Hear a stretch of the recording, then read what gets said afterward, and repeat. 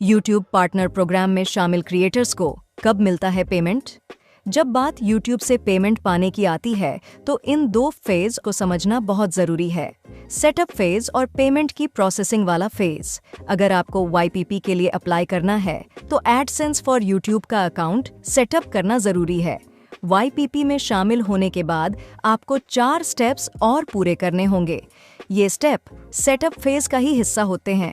Payment पाने के लिए इन्हें पूरा करना जरूरी होता है। चलिए एक एक करके हर स्टेप पर बात करते हैं। इसके साथ साथ हम पेमेंट की टाइमलाइंस पर भी एक नजर डालेंगे। पहले स्टेप में आपके चैनल की कमाई $10 या आपकी करेंसी में $10 के बराबर होनी चाहिए। जब चैनल से इतनी कमाई हो जाएगी तब आपसे अपनी आइडेंटिटी को वेरीफाई करने के लिए कहा जाएगा। इसके लिए आपको YouTube स्टूडियो में मौजूद कमाई करें पेज पर एक प्रॉम्प्ट दिखेगा। आइडेंटिटी को वेरीफाई करने के लिए आपको एक मान्य सरकारी फोटो ID सबमिट करना होगा। ID 45 दिनों के अंदर ही सबमिट कर दें, नहीं तो आपके चैनल पर कमाई करने का फीचर रोक दिया जाएगा। आइडेंटिटी को वेरीफाई करने के बाद आपको अपने पेमेंट एड्रेस को वेरीफाई करना होगा। इसके लिए आपके बताए गए पेमेंट एड्रेस पर पोस्ट के जरिए 6 डिजिट वाला एक पर्सनल आइडेंटिफिकेशन नंबर पिन भेजा जाएगा। आमतौर पर पिन 2 से 4 हफ्तों में आपके एड्रेस पर पहुंच जाता है। हालांकि आपकी लोकेशन के हिसाब से इसमें और भी समय लग सकता है। जब आपको पिन मिल जाए तो उसे अपने एडसेंस फॉर YouTube के अकाउंट में डालें। इसके लिए पेमेंट पर जाकर पहचान और पते की पुष्टि पर जाएं। अगर आपको 4 हफ्तों के अंदर पिन न मिले तो चेक कर लें कि आपकी अकाउंट डिटेल्स और पेमेंट एड्रेस बिल्कुल सही हो। अगर इसमें बदलाव करने की ज़रूरत है तो पेमेंट में जाकर सेटिंग पर जाएं। अगर अकाउंट डिटेल्स सही होने के बावजूद आपको पिन नहीं मिला तो पिन दोबारा भेजने की रिक्वेस्ट करें। इसके लिए एडसेंस फॉर YouTube में पेमेंट पर जाएं, फिर पहचान और पते की पुष्टि में जाकर पिन फिर से भेजें को चुनें। ध्यान दें, पिन भेजने की रिक्वेस्ट 3 बार की जा सकती है। साथ ही पहली बार पिन जनरेट होने के 4 महीनों के अंदर अपने अकाउंट में पिन डालना होगा।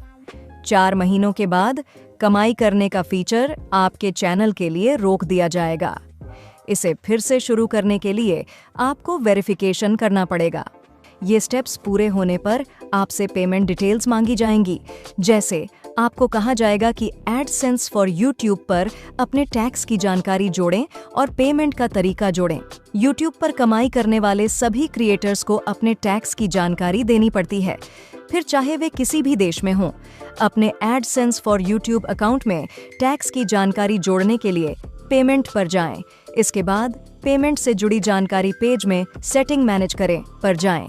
अब पेमेंट्स प्रोफाइल पर जाकर अमेरिका में लगने वाले टैक्स से जुड़ी जानकारी के बगल में मौजूद बदलाव करें पर क्लिक करें।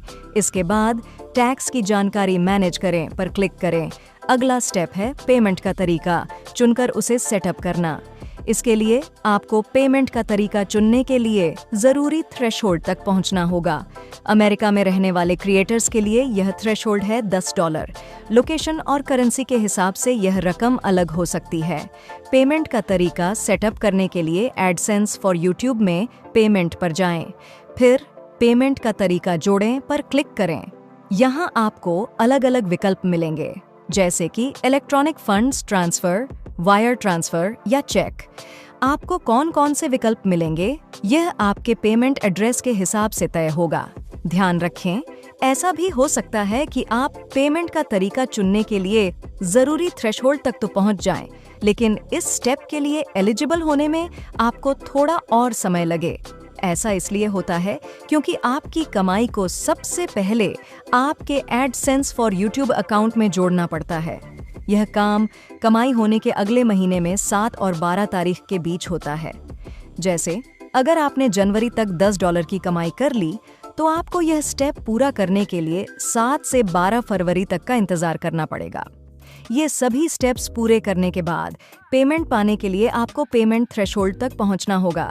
अमेरिका में रहने वाले लोगों के लिए यह थ्रेशोल्ड है $100। लोकेशन और करेंसी के हिसाब से यह रकम अलग हो सकती है। चलिए एक बार फिर से देख लेते हैं। पेमेंट पाने के लिए इन स्टेप्स को पूरा करना जरूरी होता है। अपनी आइडेंटिटी और पेमेंट एड्रेस को वेरीफाई करें, टैक्स की जानकारी सबमिट करें, पेमेंट का कोई तरीका जोड़ें और अपनी कमाई को पेमेंट थ्रेशोल्ड तक पहुंचा लें। इन स्टेप्स को पूरा करने में थोड़ा समय लग सकता है, इसलिए अगर आपको पेमेंट सेटअप से जुड़ी अपनी प्रोग्रेस चेक करनी हो तो YouTube स्टूडियो के कमाई करें सेक्शन में जाएं। इन स्टेप्स को पूरा करने के बाद पेमेंट कब मिलता है? YouTube महीने के हिसाब से पेमेंट करता है। जब किसी महीने आपकी कमाई इकट्ठी हो जाती है तो उसका पेमेंट अगले महीने की 21 से 26 तारीख के बीच भेज दिया जाता है। वह पेमेंट आपके अकाउंट में कब तक आएगा, यह पेमेंट के चुने गए तरीके पर डिपेंड करता है। जैसे अगर आप अमेरिका में हैं और आपने जनवरी में $100 कमाए हैं तो आपको 21 से 26 फरवरी के बीच पेमेंट भेजा जाएगा।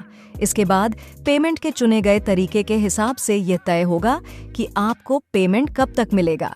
इलेक्ट्रॉनिक फंड्स ट्रांसफर में 4 से 10 दिन लगते हैं, वायर ट्रांसफर में 15 कामकाजी दिन और चेक से पेमेंट मिलने में 2 से 4 हफ्ते लग सकते हैं।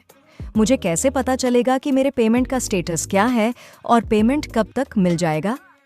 यह जानकारी स्टूडियो के मोबाइल एप्लीकेशन में कमाई करें पेज पर दिखेगी। यह सिर्फ एलिजिबल क्रिएटर्स को दिखती है। इस जानकारी से आपको पता चलेगा कि पेमेंट आपके बैंक को भेज दिया गया है। अब वह आपके अकाउंट में कब तक आएगा, यह पेमेंट के चुने गए तरीके पर डिपेंड करेगा। इलेक्ट्रॉनिक फंड्स ट्रांसफर में 4 से 10 दिन और वायर ट्रांसफर वाले मामलों में 15 कारोबारी दिन तक लग सकते हैं। चेक से पेमेंट मिलने में 2 से 4 हफ्ते लग सकते हैं। यह जानकारी आपके एडसेंस फॉर यूट्यूब अकाउंट में भी दिखेगी। अगले महीने की 21 से 26 तारीख के बीच इस खाते के पेमेंट पेज पर पेमेंट को मंजूरी मिलना बाकी है लाइन दिखेगी। इस बात का ध्यान रखें कि एडसेंस फॉर यूट्यूब अकाउंट में जानकारी कभी-कभी ही अपडेट की जाती है, इसलिए हमारा सुझाव है कि आप अप टू डेट जानकारी पाने के लिए स्टूडियो एप्लीकेशन के कमाई करें पेज पर जाएं। YouTube एनालिटिक्स में जो रकम दिखती है और जो मेरे अकाउंट में आती है, उन दोनों में अंतर क्यों होता है? YouTube एनालिटिक्स में दिखने वाला रेवेन्यू सिर्फ एक एस्टिमेशन होता है। यह चैनल पर की गई एक्टिविटी और हमारे एडजस्टमेंट्स के हिसाब से ऊपर नीचे होता रहता है। पेमेंट्स का मतलब होता है टैक्स वगैरह काटने के बाद आपको मिलने वाली रकम। आपको भेजा गया पेमेंट ही आपकी असल कमाई होती है। आपको यह रकम स्टूडियो के मोबाइल एप्लीकेशन में या एडसेंस फॉर यूट्यूब अकाउंट में दिखेगी। इसमें invalid traffic, content ID claims, tax और दूसरी वजहों से होने वाले बिलिंग एडजस्टमेंट्स के मुताबिक बदलाव किए गए होते हैं।